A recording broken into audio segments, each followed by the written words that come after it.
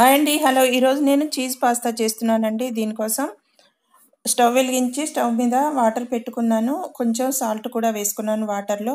Water మరిగేటప్పుడు మాత్రమే ఈ pasta వేసుకోవాలి.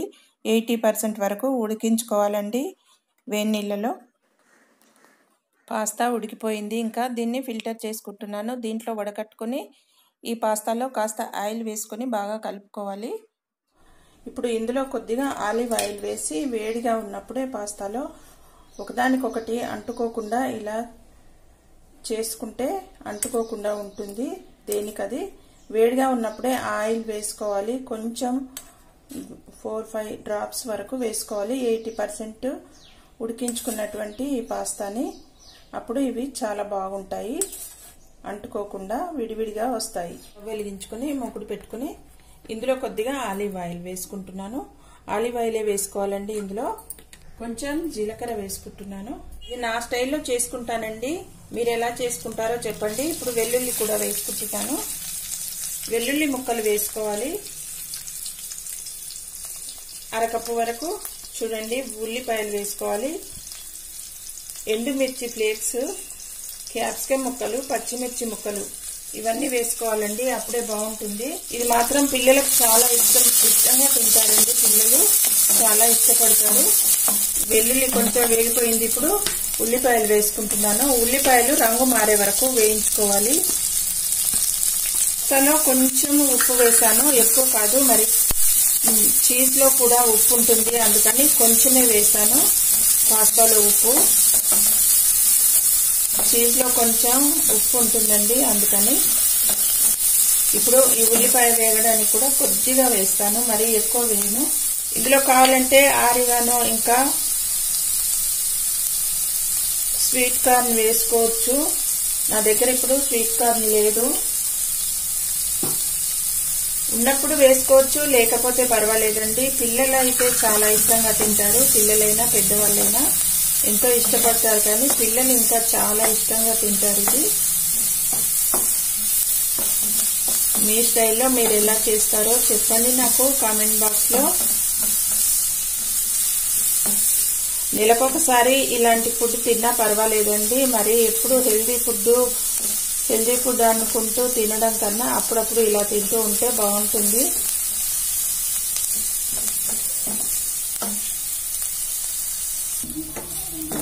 చూడండి, ఈ విధంగా కలర్ మారాలి ఉల్లిపాయ అనేది.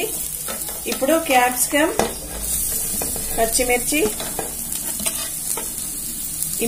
ఎండుమిర్చి ఫ్లేక్స్ అన్ని వేసేసుకుంటున్నాను.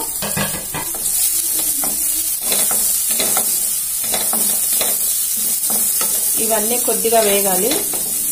వేగిన తర్వాత పక్కకు పెట్టుకుంటాను. క్యాప్సికమ్ లో ఇంకా ఎల్లో, రెడ్ కలర్ కూడా ఉంటాయి కదా, ఉంటే అవి కూడా వేసుకోవచ్చు. లేదంటే ఓన్లీ గ్రీన్ కలర్ వేసుకోవచ్చు. నేను ఓన్లీ గ్రీన్ కలర్ వేసుకున్నాను. ఉంటే ఇందులో స్వీట్ కార్న్ కూడా వేసుకోవచ్చండి. నేను సింపుల్ గా ఇలా చేసుకుంటాను, ఎక్కువ హడావిడి లేకుండా. ఇలా కూడా చాలా బాగుంటుంది. ఇంకా వెజిటేబుల్స్ మొత్తం వేగిపోయాయి. దీన్ని పక్కకు పెట్టేసుకుందాం. కొంచెం ఆలివ్ ఆయిల్ వేసుకుంటున్నాను. కొంచెం చాలు, 1 స్పూన్ వరకు, ఎక్కువ అవసరం లేదు. ఇందులోనే వెన్న వేసుకోవాలండి. ఇదిగో చూడండి, ఇంట్లోనే చేసుకున్నటువంటి వెన్న ఇది. వెన్న పూర్తిగా కరగక ముందే ఇందులో మైదా పిండి వేసుకోవాలండి.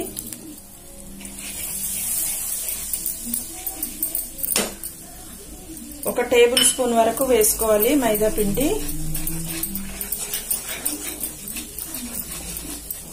వేసుకున్నటువంటి మైదా పిండిని ఈ విధంగా వేపుకోవాలి. ఇది కొద్దిగా వేగిన తర్వాత పచ్చివాసన పోయేలాగా వేగుతుంది. వేగిన తర్వాత చూడండి, అరకప్పు వరకు పాలు పోసుకోవాలి. ఇందులో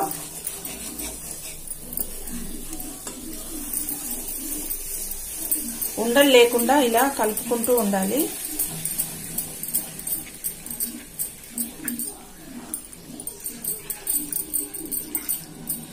అరకప్పు వరకు పోసుకుంటున్నాను.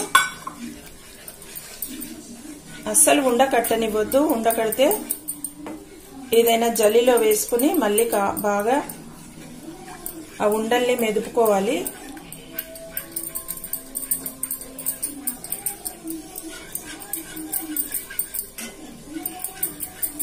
ఇది చిక్కటి మజ్జిగలాగా అయ్యే వరకు ఇలా కలుపుకుంటూ ఉండాలి. చూడండి, చిక్కటి మజ్జిగలాగా అయింది కదా.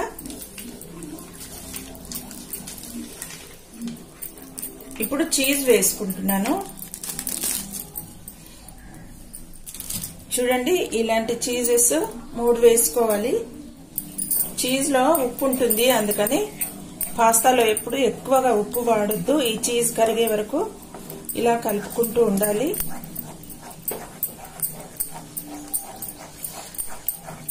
చీజ్ కరిగిపోయినట్టే. ఇంకా నేను ముందుగా వేయించుకున్నటువంటి ఈ కూరగాయలు వేసేసుకుంటున్నాను.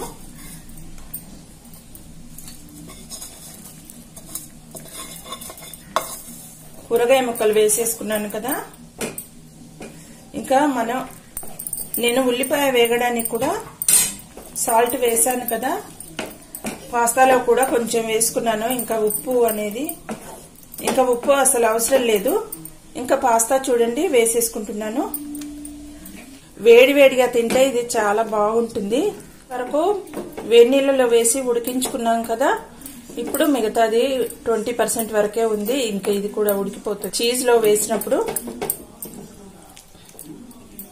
నేనైతే ఈ స్టైల్లో చేసుకుంటానండి, చాలా బాగుంటుంది. పిల్లలైతే చాలా ఇష్టపడి తింటారు దీన్ని.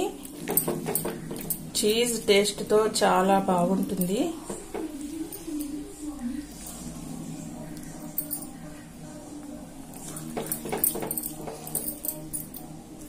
నేనెప్పుడు చిరుధాన్యాల వంటలు అవే చేస్తాను కదా, అవి చేస్తున్నాను అని అనుకుంటున్నారేమో. అప్పుడప్పుడు ఇలా కూడా తినాలండి, నెలకొకసారి 2 నెలలకొకసారి, ఎప్పుడు ఒకేలాగా కాకుండా.